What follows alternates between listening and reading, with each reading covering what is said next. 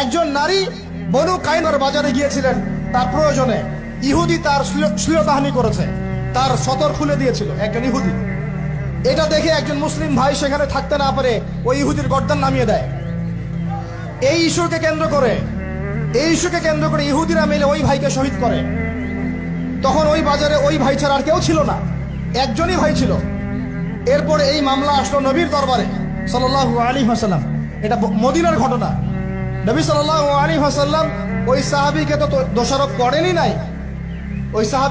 করেনই নাই, বরং নিজে বর্ম পরে অন্য সাহাবীদেরকে বলেছেন, তোমরা বের হও, আমরা বনু কাইনুকা আক্রমণ করবো, ওকে এখান থেকে বের করে দেবো।